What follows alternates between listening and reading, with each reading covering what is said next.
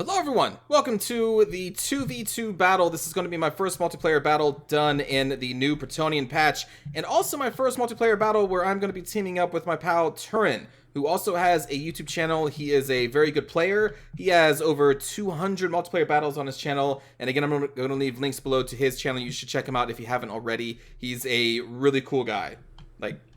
I can't stress that enough. He's a very cool dude. And this is going to be the first 2v2 that we are going to be playing against the new Bretonnian faction. You can see in the distance there, me and him decided to Savage Orc it up over here. He's going to be bringing some Savage Orcs led by Wurzag. I am bringing Savage Orcs being led by Grimgor. Maybe not necessarily thematic Grimgor leading Savage Orcs. I don't know, but it's still kind of cool.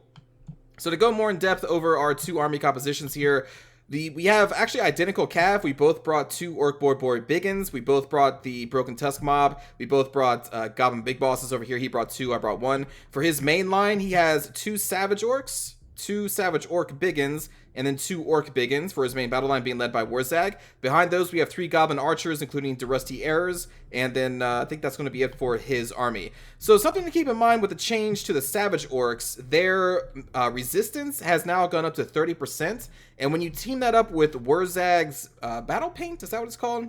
Let me see. War Paint of Wurzag. An additional 12% damage resistance on top of that as long as he is not engaged in melee. So everything in a 40-meter area around him will have an additional 12%. So 42% physical resistance with Savage Orcs, if teamed up with Wurzag, can potentially be a nasty combination. So he is testing it out in this battle against the new Bretonnian faction. For my battle line here, I have one Night Goblin Fanatic, which is just kind of random because I had enough money to buy one, so I got one. The rest of my battle line is going to be made up of Savage Orcs throughout the entire ones, just the basic ones. These are the ones that cost, I believe, $550, so they're pretty cheap. We also have an Arachnoid Queen who has been changed in this patch with her Spiderling summons. It is no longer a 5-second cooldown, but a 45-second cooldown to summon her spiders, and I still think she is definitely worth it.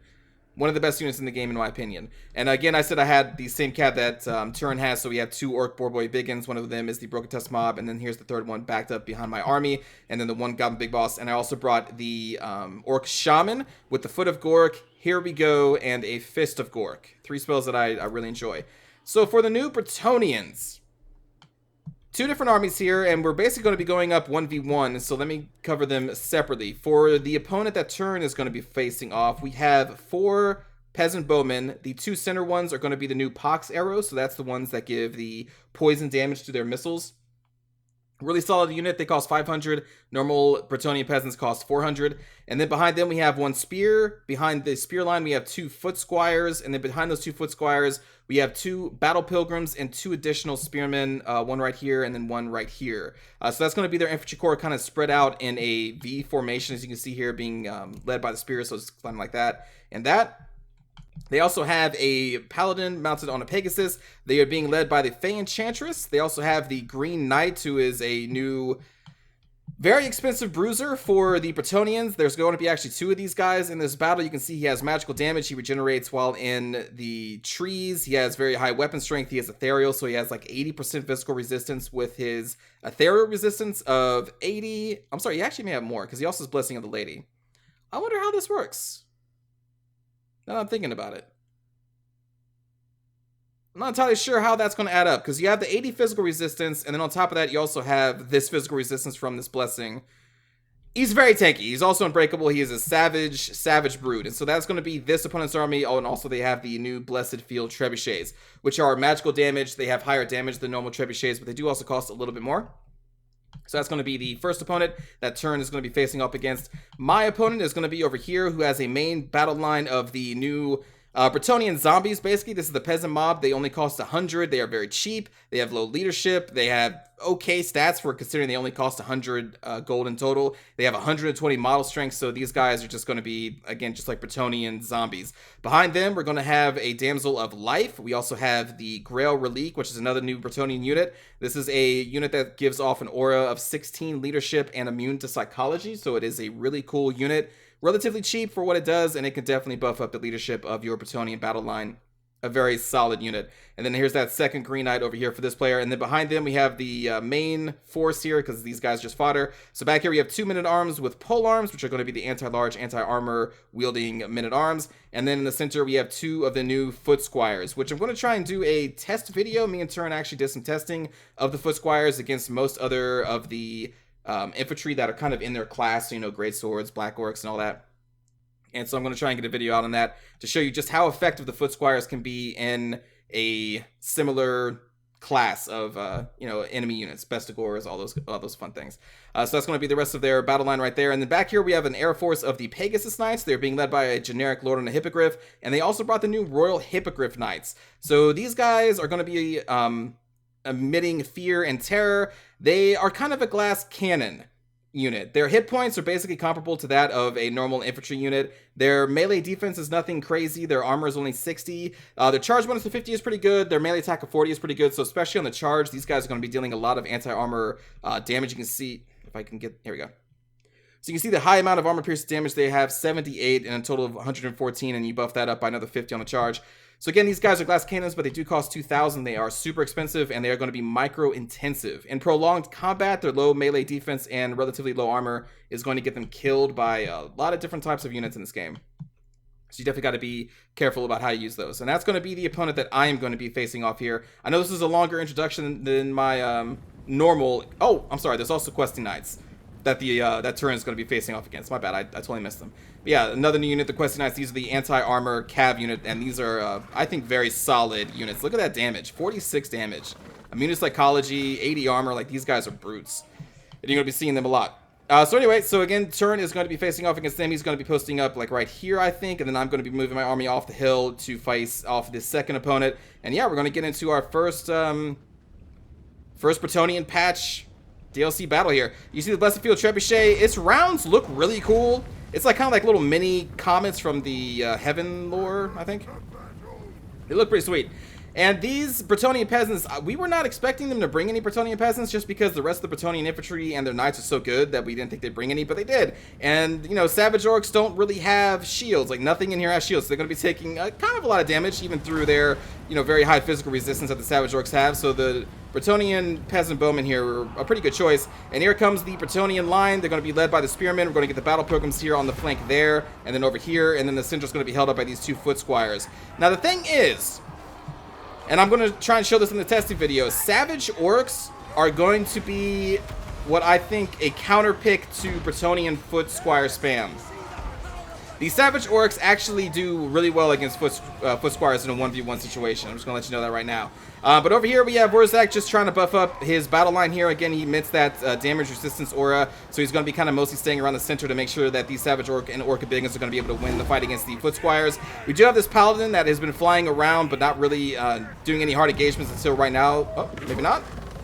I thought they landed on the Goblin Archers, but maybe not, probably because the sea turns Cav Force nearby. And we're going to get to my fight here in just a little bit. We're going to focus on turns for the first part of this. So right here you can see these spearmen at arms. They're very cheap infantry, so they're already routing, but they will come back. Meanwhile, we have the Green Knight being led, or leading these Questing Knights into battle against this group of Savage Orcs. Now, the Questing Knights, they are anti-armor knights, so this is not exactly their ideal combat to fight a bunch of Savage Orcs, but, you know, you got to fight where you have to. And we have a counter charge from some Orc Boar Biggins here. And you see the Earthblood going down on these Questing Knights as well as the Spearman at Arms and the Green Knight, who again can just tank so much damage because he's an ethereal unit. For the rest of the line, though, you can see the Savage Orcs and the Orc Biggins have actually managed to win their fights against these Foot Squires. Foot Squires are very strong, but Savage Orcs, they are bruised, man. They've been increased in melee attack and damage, I believe, in this recent patch, so they are pretty good. They're going to be pretty solid. So yeah, the main battle line for this Bretonnian opponent that Turin is facing is breaking, but over here on the right, you can see the forces being led by the Green Knight are actually going to be able to emit some terror on these Savage Orc units over here on the flank, so they are going to be routing due to the terror from the Green Knight. And now the Green Knight is going to jump onto one of the two of the Goblin Big Bosses that Turin has brought. And the Green Knight is such a brute, man, and he's going to be able to mop the floor with Goblin Big Bosses so easily. Like, I've done some testing on my own, and yeah, he crushes Goblin Big Bosses pretty easily. But lucky enough, we do have some more turns forces here. These Savage Orcs have pressed through the first line of the Bretonnian infantry, and they're going to be trying to get into these Peasant Bowmen, but you see these Spearmen at Arms. They did come back from routing, but they're going to be rerouting here very soon.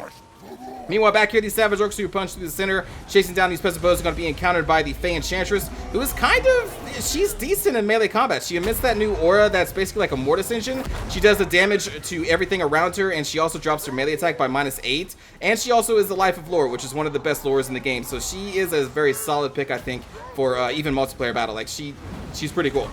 Meanwhile, back here, now that the Goblin Big Boss is just trying to fight off some Foot Squires, and you can see he's taking a lot of damage. Paladin has been very careful to choose what battle they take, and you see they're going to actually land on Warzag. Warzag, for this whole time, has been kind of bouncing away from the Green Knight and the Paladin. The enemy Bretonnian player here is trying to keep pressure on Warzag, and Turin is doing a very good micro here, keeping Warzag alive, because Warzag is kind of squishy for, you know, a caster here.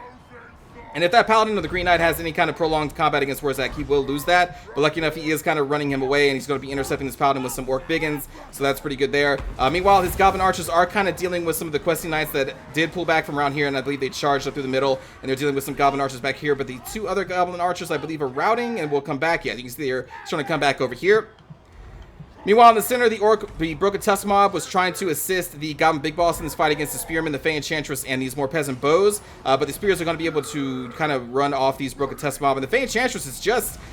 them and the Green Knight are just doing so much damage. You can see how much... like, they just mop the floor with this Goblin Big Boss so quickly. And now the Green Knight is off to cause more trouble to try and assist the peasant bows against these Broken Tusk mob. You can see some Savage Orcs trying to lend some support against the Questing Knights, who are now finished with the Goblins over here, and they are now going to bounce back over here to assist the Green Knights and against the Broken Tusk mob. And it's at this point in the game that I'm going to start sending some forces over here to assist Turin.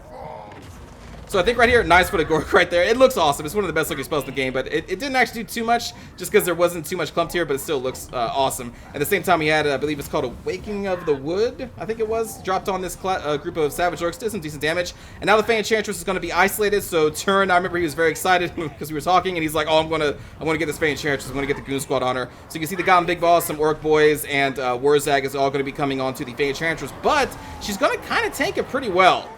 For a caster, she can stand in battle for a little while. But you can see now the main fight is happening around here. The Green Knight is going to be pulled over there because he is going to be her bodyguard, and it's kind of pulling away Turin's forces away from these peasant bows. So I'm going to be sending my Orc Cav over here to try and shut them down.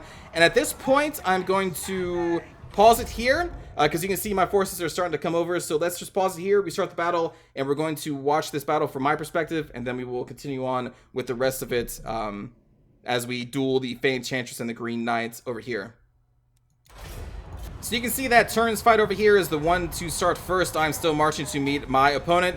And at this time, we're going to have the generic general or the Lord of the Bretonnians leading their air force over here. And I believe their target was my caster because he was kind of left behind a little bit because I did not put him on a mount. But luckily, Turin noticed this, told me about it, and we're all kind of putting our cav around here to deter the enemy from landing on that caster. It's worked, so now the Lord and these Hippogriff Knights and the Pegasus Knights are going to be marching or flying over here. And I believe they're actually going to land on my left flank here now as our Arachnar Queen is going to be marching up the center into these peasant mobs. We're also going to be getting them into them with the Savage Orcs. I'm going to cast a wall. So like these peasant mobs, they just have no chance against Savage Orcs and Grimgore leading them with the wall. I got the Arachnar Queen past them. I'm going to start dealing damage to the Grail Relic because this is not really a unit that you want to live. If you can snipe it, I would definitely snipe it.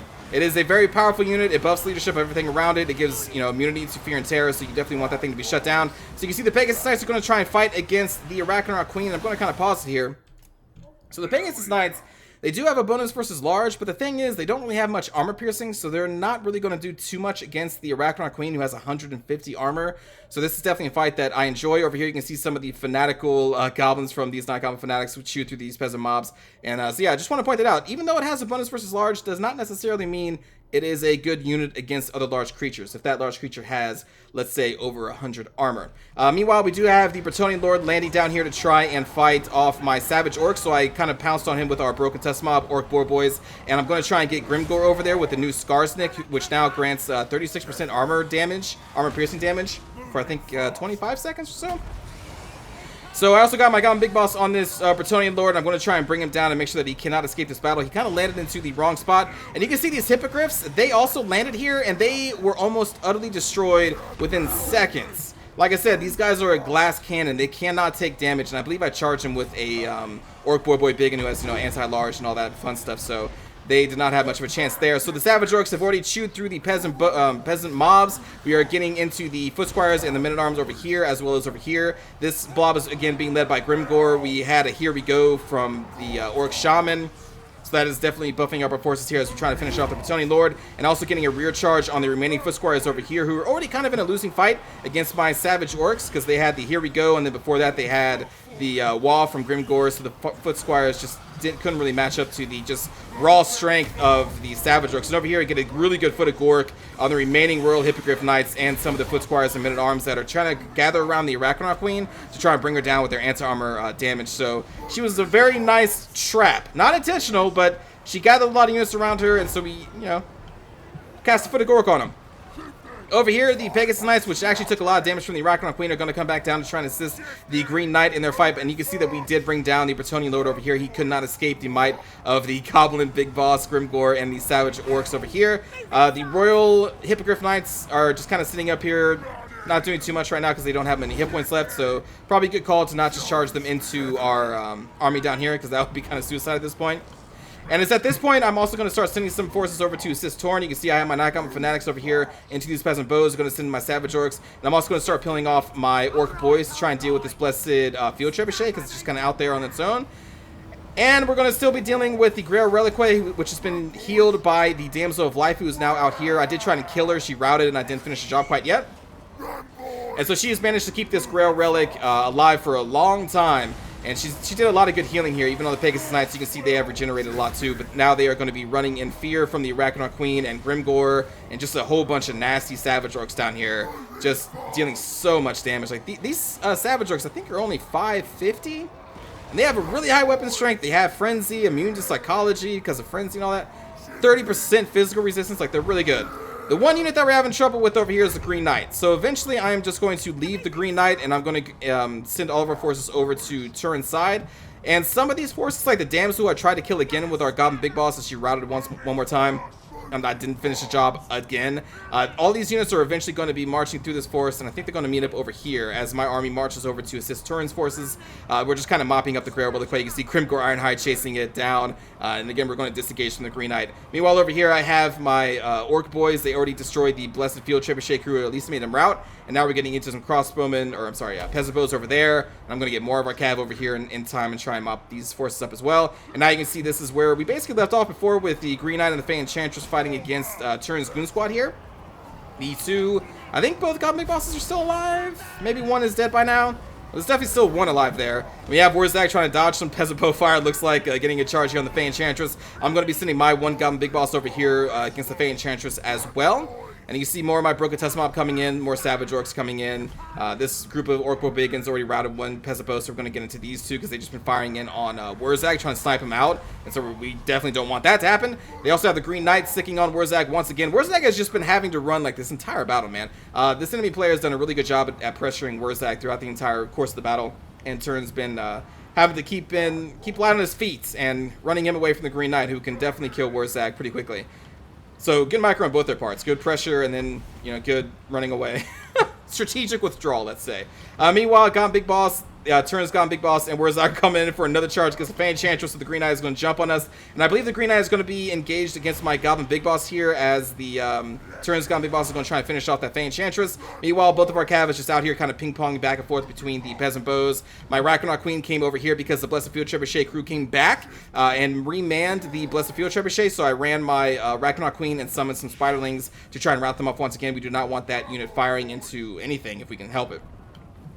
And then meanwhile, back here, you can see the Damsel of Life took a very wide route, and they are now going to come back all the way over here. And again, they're going to actually kind of mount a little resistance over here in the future. Back over here, Wurzag still being chased by a single Battle Pilgrim, it looks like, which is kind of funny. I don't think that Battle Pilgrim is going to be able to catch Wurzag, but that's still a kind of a funny sight. Rest of the Battle Pilgrims over here trying to assist the Fey Enchantress, but you can see she is currently on her last legs, and she is going to fall to the might of the Greenskin Horde. Green Knight still pressuring Wurzag, and we're trying to have to intercept him to keep him away from Wurzag. You can see he's almost dead. Again, a lot of pressure on Turin's Wurzag here from that enemy Green Knight, who is now Effigy of the Git is on him, so dealing some magic damage to him. So you can see he's actually taking some hits here. I don't think there's anything else. For the most part, everything at this time in the game has routed off, except for this small core of Bretonnian units here. The Damsel of Life is going to be coming back, and I believe they're flying units who are back here. By the way, these flying units in this Green Knight were just kind of chasing off some of Turin's routing Savage Orcs, and I believe there's some Orc Bigans that were over here as well. And so they did a really good job with the Green Knight and the flying force that they had left to rout these guys off the field. Now with that done, they're going to rout off this Goblin Archer, and they are eventually going to catch this Orc Boy Biggin of mine that I am going to try and chase the Damsel of Life down, and I'm actually going to just kind of get it killed because it's going to get singled out here soon. And I'm saying this because I'm going to skip ahead in the battle because the next like 3 minutes or so are just us trying to kill this Green Knight. I'm not even kidding. Ethereal units are very hard for the Orcs to deal with in a lot of situations, and this is going to be one of them, so I'm just going to skip ahead, and we'll get to the rest of this battle. So there we go. The first of the 2 Green Knights has finally fallen. It took quite a long time to get them down, and now we're going to set up here, and then we're going to advance on what is left of the Bretonnian infantry, which is a man-at-arms group of polearms, and then a small group of foot squires. They are being backed up by a single Hippogriff Knight and a couple Pegasus Knights, as well as the Green Knight and the Damsel of Life. You can see we already have, both the lords taken out, but the Bretonnians fight on. And that must be a scary sight for these Bretonnian infantry. Giant spider, multiple savage orcs, Grimgor, Wurzag, more, Orc Cav. It's a lot for these poor Bretonnians to handle, but the Green Knight is going to charge valiantly ahead and try to stop us, but he is going to get effigy of the gift from Wurzag. You can see he was heading off to Wurzag, but Wurzag says, no, I'm going to let my Night Goblin Fanatics get some more fun charging in and going to unleash their fanatical goblins with their crazy ball and chain weapons. And then we're going to have the final battle, but you can see we have already terrorized and broken these men-at-arms of Footsquire because of all the terror that we have from the Arachnoid Queen. And then we have a mass rout for the remaining flying force. They did one last heroic charge, and now they're going to lead the Green Knight to his end here. You see there's still a minute left. Grimgor and the Arachnoid Queen and all these Savage Orcs trying to bring him down. And just through sheer amount of high weapon damage, we are finally going to bring down the second Green Knights. And we're going to get a victory against the Bretonnians. So good game to everybody. Let's take a look at the kill count here. The kill count has actually, or this kill screen has been fixed, so we can now actually check different armies. Yes! Thank you, CA, for getting this fixed. So now we can actually see how everyone did. So we'll start with Turin, and he was facing off against Onion Ease, I believe. So let's see. Turin, Wurzag, 2 kills. A lot of micro for Wurzag running away from the Green Knights and just anything else that was trying to kill him. The Goblin Big Boss, 31 kills is really good. 4 kills. This may have been the one that was chasing down the Fey Enchantress. Savage Orcs, 171 kills in this group of Savage Orcs. 31 on this one is really good. Orc Biggins did great. Savage Orc Biggins did amazing. 146 kills on a Savage Orc Biggin is kind of unheard of, really. Orc Cav did really good at crushing the Peasant Bows, and they lost a little bit of their number, I believe, to the Questing Knights, but that's to be expected because Questing Knights, I think, are going to be really good, or they are really good. The Goblin Archers here, 30 kills in this Goblin Archer is really great. The rusty areas looks like they kind of got shut down, as well as this group did as well. For Onion Ease, 24 kills on the Fey Enchantress is great, I think. 82 kills on the Green Knight is pretty cool. The rest of the front line did okay against Savage Orcs. You can see these Foot Squires netted 70 kills, which is pretty impressive. The Peasant Bowmen, though, they dealt a lot of damage to Turin's forces because, these orcs do not come with shields. They do have some physical resistance, but still, there was a nice pick on the Peasant Bows here. They dealt quite a significant amount of damage to the Savage Orc line. And the Questing Knights, 127 kills. It's a lot of kills, man. Questing Knights, I think, are super solid. One of the best units that Bretonnian has. And then the Blessed Field Trebuchet netting 26 kills. I didn't point it out, but the Trebuchet, some of its shots were kind of being intercepted by the tree line that it was on the other side of as well. Then for me and Palooka, so again, good game to Palooka and Onion Ease. 16 kills on Grimgor. He didn't really get too much time to shine, but he did deal some damage to the Bretonnian Lord and, other units here and there. The Orc Shaman, don't even remember putting him into combat, but apparently he got 11 kills. Maybe it was off the foot of Gork. Goblin Big Boss was hunting down the Damsel of Life through most of that, and then fighting the Fey Enchantress. Night Goblin Fanatics netting over 100 kills. Most of those are Peasant Bowmen, though, so that's to be expected. And then you can see these Savage Orcs, 100 kills, 95, 63, over 100, over 100. They are really good. And I think they're going to be a solid counterpick to certain Bretonnian builds. I think Bretonnian builds, for the most part, are going to incorporate a lot of Foot Squires because they're so good. And so you may want to try and throw some basic Savage Orcs. They are cheaper than Foot Squires, and they win against Foot Squires. Especially when you buff them with, Here We Go and Wah. They do really well. And then the Orc Cav also do pretty good. And the Arachnoid Queen netted 43 kills, which is not super impressive, but she did tank a lot of damage, so that's so good. And then for Palooka here, we got 6 kills on the Lord. Unfortunately, when they got charged into one of my group of savage orcs. We just kind of collapsed him so quickly, and we did not let him escape. The Damsel of Life, I mean, you don't expect her to get many kills, but she did definitely a lot of healing in the game. Definitely kept their forces up longer than they would have otherwise. 46 kills on the Green Knight's pretty good. The Peasant Mob, you know, they're zombies. They're not there for kills. They are there to eat the charge and, you know, tire out your opponent, so they did that really well. Men-at-Arms did not get a chance to do too well. The Grail Reliquary is not really there to get kills. It's just there to buff its units around it, which is really good. It survived a long time, too. Foot Squires did pretty good, but they just kind of got overwhelmed by the Savage Orcs. And the Royal Hippogriff Knights, man, these things are 2,000, netted 17 kills.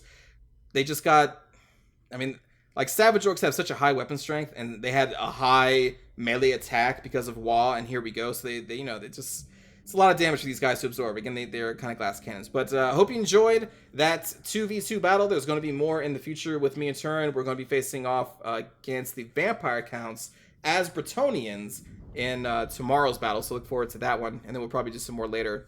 And, you know, let's just do a quick cinematic view of this 2v2 battle with the new Bretonnia versus our savage orc horde. Hope you enjoy.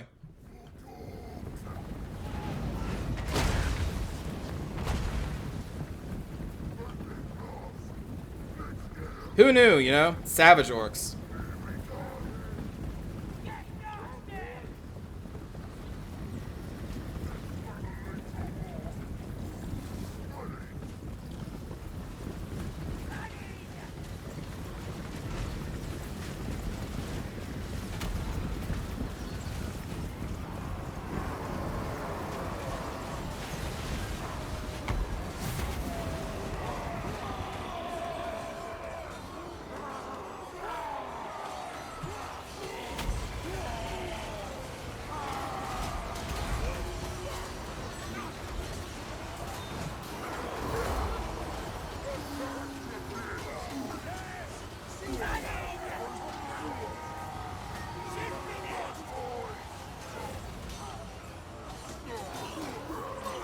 And then these battle pilgrims, these frenzied battle pilgrims.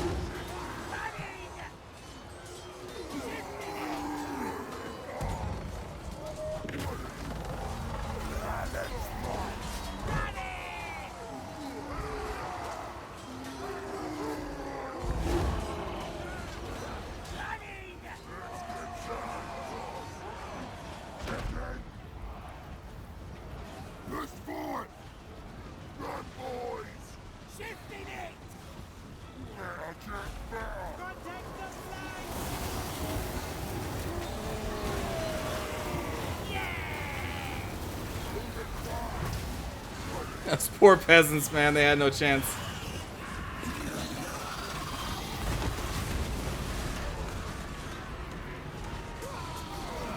So yeah, these poor Hippogriff Knights, man, they just got savaged.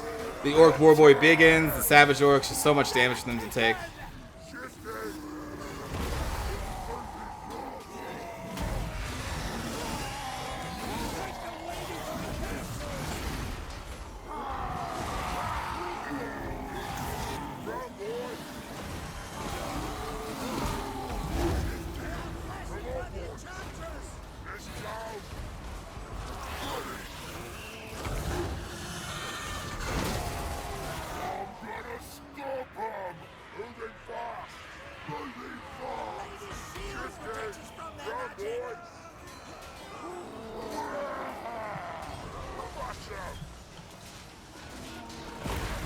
See some of these questing knights, man, they are so cool.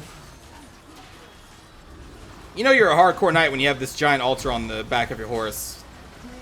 And you're still a badass.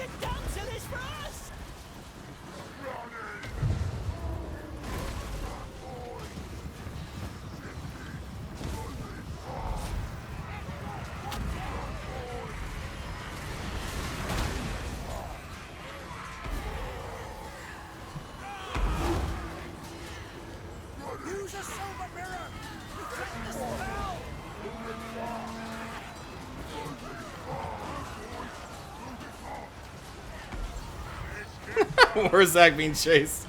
It was like this entire match Warzag was being chased by something. Which is smart. You should pressure Warzag. He's pretty easy to kill.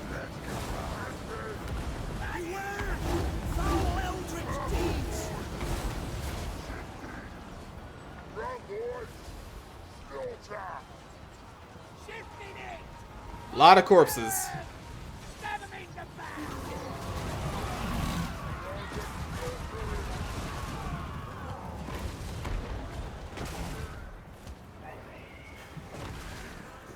You got a little something on your chest there, ma'am.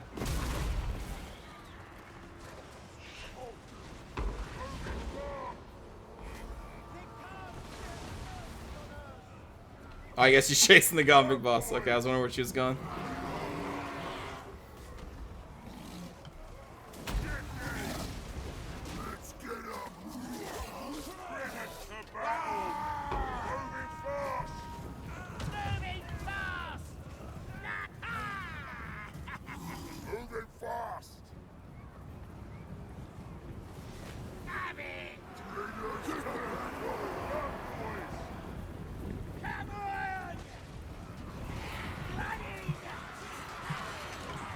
And then the little gobos.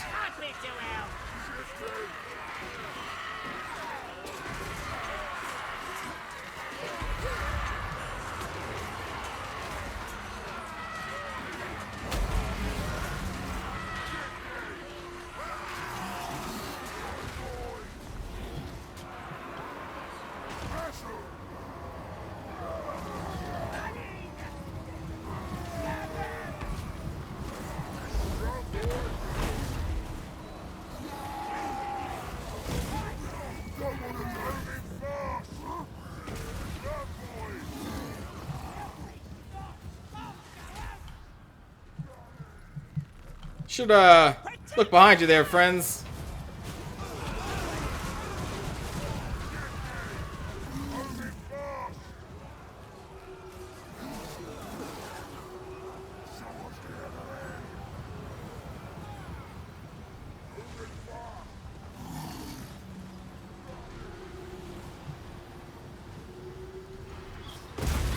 Ooh, nice leap.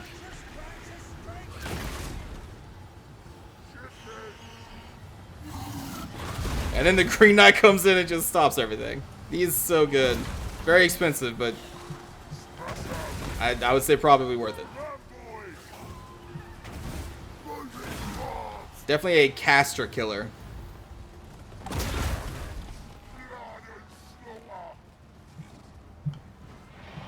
I really don't think there's too much else going on. Just kind of routing off some peasant bows.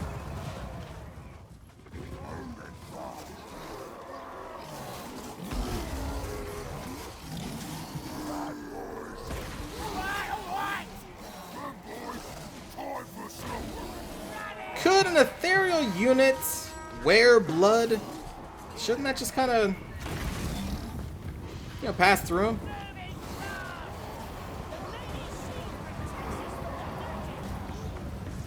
Oh man, they are just trampling on the Fey Enchantress. God, the disrespect to her corpse. Jesus.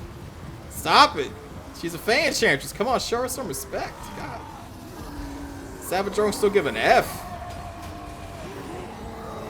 And then the like 5-minute battle of just facing off against the Green Knight.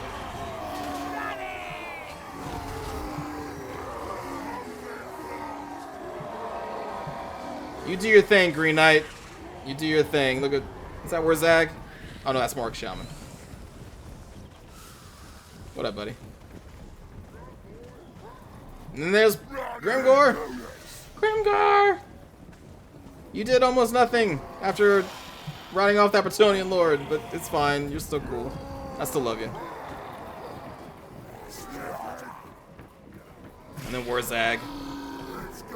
So I think I'm going to end this one here, everybody. Not really much exciting happens after this, just basically killing Green Knights. So hope you enjoyed the first 2v2 for the new Bretonian patch. And again, there will be more battles in the future. And I will see you all next time. Have a great day, everybody. Take care.